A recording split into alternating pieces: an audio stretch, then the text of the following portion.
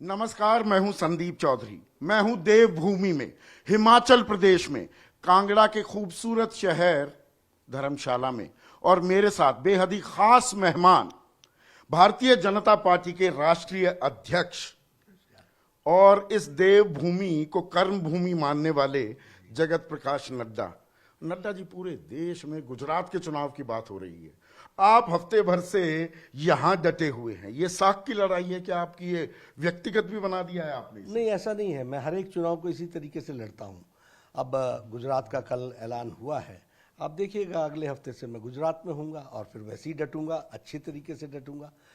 समय अवधि की दृष्टि से देखा जाए तो यहाँ चुनाव का कैंपेन जो है वो शुरू हो चुका है और उस कैंपेन में हर चीज़ को देखना ये मेरी आदत रही है, तो मैं यहाँ पर उसको पूरी अच्छी तरीके से देख रहा हूँ और हर चुनाव को मैं इसी तरीके से लड़ता हूँ। वो बिहार का चुनाव हो, वो असम का चुनाव हो, वो मणिपुर का चुनाव हो, वो गोवा का चुनाव हो, वो उत्तराखंड का चुनाव हो या उत्तर प्रदेश का चुनाव हो, हर चुनाव को मैंने इसी तरीके से लड़ा। आप फ्रंट फुट पर खेलते हैं, पर ये जो हिमाचल भूमि है ना, जो ये देवभूमि, ये थोड़ी विचित्र है। 39 सालों में सत्ता परिवर्तन ये करती रहती है और इस बार आपका जाने का नंबर, अगर हम अतीत में जाएं, अतीत पर नजर डालें, तो ये कितनी बड़ी चुनौती है आपके लिए? नहीं, देखिए, हर चुनाव अपने आप में एक चैलेंज होता है और हमने उत्तर प्रदेश में भी रिवायत बदली। सबसे पहले तो यूपीए के बाद मोदी जी जब आए तो मोदी जी का तो ट्रैक रिकॉर्ड ये रहा है कि वो रिवायत बदलते हैं। गुजरात में जब वो बने तो लंबी अवधि तक वो चीफ मिनिस्टर रहे, उसके बाद वो प्राइम मिनिस्टर बने।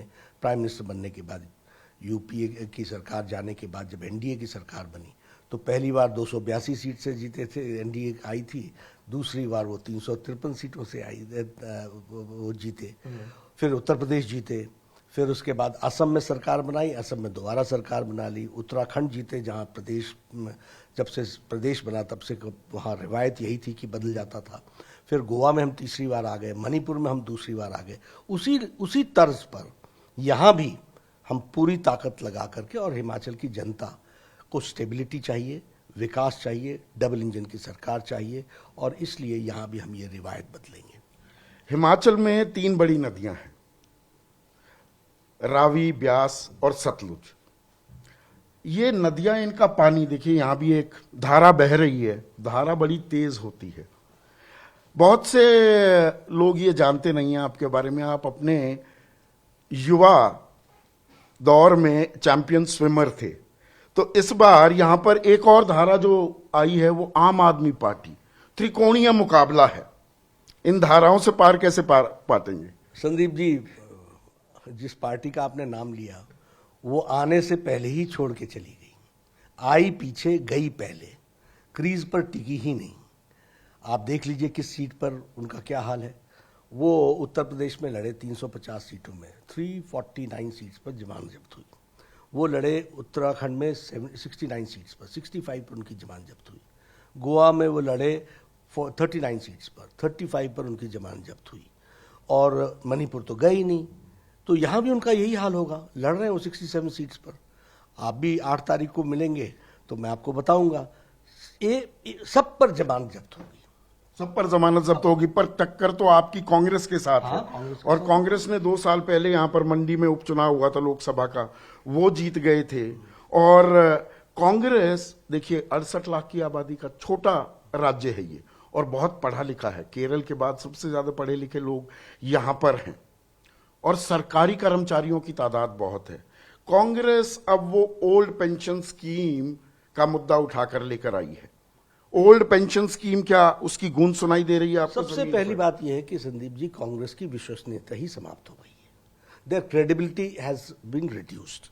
इसलिए वो क्या बोलते हैं, कौन सा मैनिफेस्टो लाते हैं, क्या वो कहते हैं, वो उसको कोई बहुत सीरियसली लेता ही नहीं है, जहां तक उनकी क्रेडिबिलिटी का सवाल है। जहां तक मुद्दों का सवाल है, हम सारे मुद्दों पर चुनाव लड़ रहे हैं और निश्चित रूप से ठीक ढंग से लड़ाई लड़ते हुए विकास को हम आगे ले जा रहे हैं।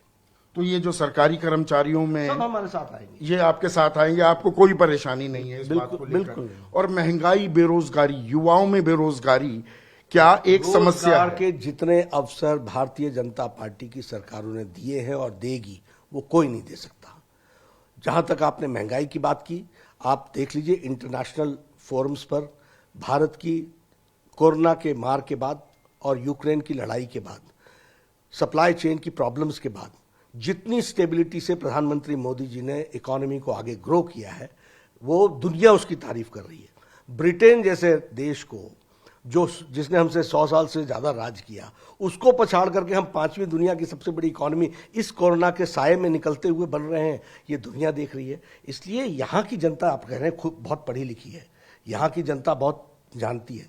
वो यह भी जानती है कि इन परिस्थितियों में भी मोदी जी ने जिस तरीके से देश को आगे बढ़ाया है, विकास किया है, विकास के अवसर दिए हैं, वो कोई और नहीं कर सकता था है, वो मोदी जी ही कर सकते हैं। और इसलिए डबल इंजन की सरकार को फिर से जनता आशीर्वाद देने के लिए आतुर है। डबल इंजन की आप बात करते हैं, डबल डोज भी दी आपने कोरोना काल में, और बूस्टर डोज देने आ रहे हैं प्रधानमंत्री मोदी कल मंडी में। नहीं, देखिए, हम संदीप जी, हम हिमाचल के हर नागरिक को सुरक्षित चाहते हैं, तो उसके लिए चाहे बूस्टर देना पड़े चाहे डोज देना पड़े, वो तो नहीं, प्रधानमंत्री मोदी बूस्टर डोज देने के लिए हैं। हम देखिए, हम उनके विकास के लिए हैं।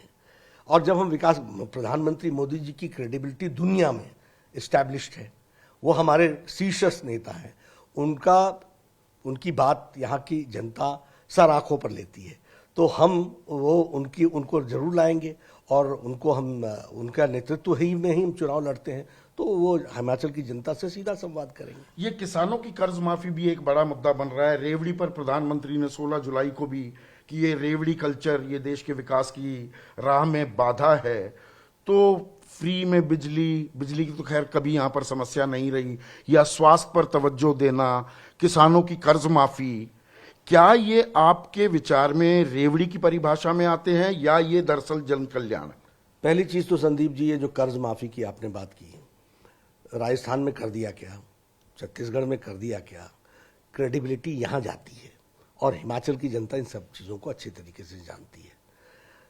जहां तक आपने रेवड़ी की बात की और प्रधानमंत्री जी ने जो बात कही है, उसको जरा सा हमको और गहराई से समझना होगा। इलेक्शन कमीशन को हमने वो बताया भी है, उन्होंने हमसे पूछा था। we are committed for empowerment, but there should not be any allurement.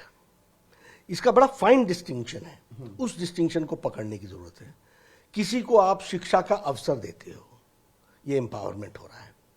किसी को आप शौचालय देते हो, 12 करोड़ की जनता बगैर शौचालय की थी, उसको आप शौचालय देते हो, ये उसका एम्पावरमेंट हो रहा है।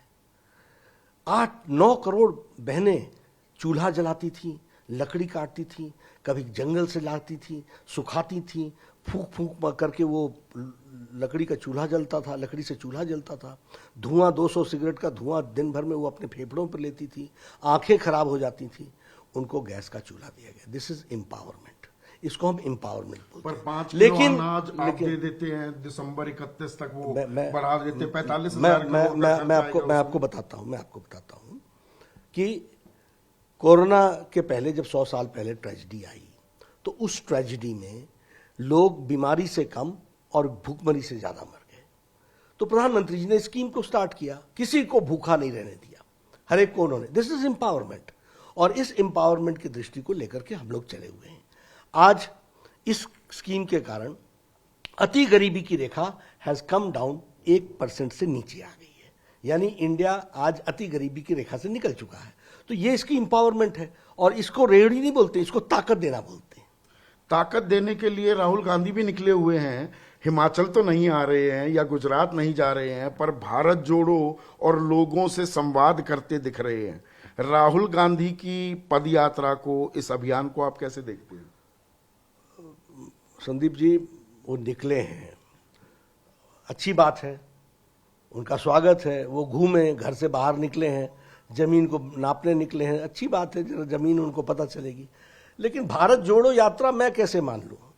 वो तो भारत तोड़ने वालों के साथ खड़े होते हैं।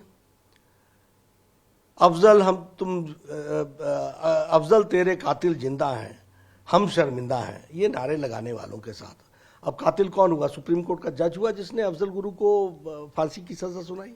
कातिल कौन हुआ? भारत का राष्ट्रपति हुआ प्रणब मुखर्जी, जिन्होंने, जो उनकी पार्टी के थे और वो राष्ट्रपति थे, जिन्होंने अपहेल्ड रखा मारना। और अफजल गुरु कौन था? अफजल गुरु वो था जो मास्टरमाइंड था पार्लियामेंट के अटैक का। ये दूसरे दिन जेएनयू जाते हैं, उनके साथ कंधा से कंधा मिला के खड़े होते हैं, वहां नारे लगते हैं। क्या नारे लगते हैं? इंशाअल्लाह भारत के होंगे टुकड़े टुकड़े, इंशाअल्लाह इंशाअल्लाह।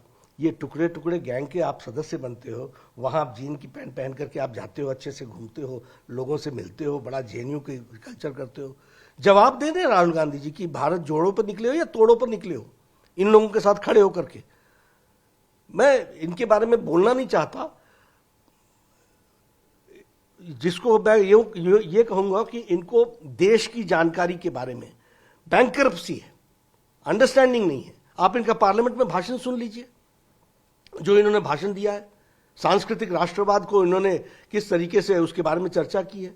तो इसलिए अच्छी बात है, निकले हैं, एक्सरसाइज होनी चाहिए। वो एक्सरसाइज कितनी कहाँ काम आती है वो ठीक है, आजकल दौड़, लेकिन संदीप जी मेरे प्रश्नों का जवाब तो देते नहीं है कोई। दौड़ बहुत रहे हैं और तोड़ फोड़ की आपने बात की, आखिरी सवाल है बिल्कुल, पर ये आजकल तोड़ फोड़ कुछ नाराजगी बड़ी चल रही है बीजेपी में। हमारे यहाँ परिवार है, देखिए परिवार में सब बहुत से बागी कह रहे हैं हम मैदान में उतरेंगे। सब 2 दिन में आ जाएंगे, सब 2 दिन में आ जाएंगे। और उसका कारण है कि कई बार हो जाता है परिवार में मान मनोबल भी चलता है, रूसा रूसी भी चलती है, सब कुछ संभाल लेंगे। कितनी सीटें जीतने वाले? हम कंफर्टेबली सरकार में आ रहे हैं। कंफर्टेबली का मतलब 45 मानू, 50 मानू, 40 मानू? अभी 3 दिन और जाने दीजिए, तब हम आंकड़े बता देंगे। यशवंत सिंह परमार का 47 का आंकड़ा पार करेंगे? मैं फिर कह रहा हूं बहुत कंफर्टेबल तरीके से आएंगे। लेकिन हाँ देखिए, चुनाव प्रचार 2 दिन पहले ही शुरू हुआ है, मैं इतने जल्दी एक्सरसाइज नहीं कर सकता हूं, क्योंकि यहाँ के मार्जिन जो होते हैं वो बहुत सीमित होते हैं, उसके लिए बहुत स्टडी करनी पड़ती है। But we are comfortable. तो कंफर्टेबल महसूस कर रहे हैं अपनी कर्म भूमि पर बीजेपी के राष्ट्रीय अध्यक्ष जेपी नड्डा। 12 तारीख को बटन दबाया जाएगा, फैसला तो खैर 8 दिसंबर को आने वाला है। धर्मशाला से कैमरामैन दीपक शर्मा के साथ संदीप चौधरी, न्यूज़ 24। नमस्कार, मैं हूं मानक गुप्ता। अगर आपको हमारा ये वीडियो पसंद आया हो तो इसे लाइक और शेयर जरूर करें, और हां, हमें सब्सक्राइब और फॉलो करना ना भूलें, ताकि आप देश और दुनिया की कोई खबर मिस ना करें। तो जुड़े रहिए हमारे साथ और देखते रहिए न्यूज़ 24।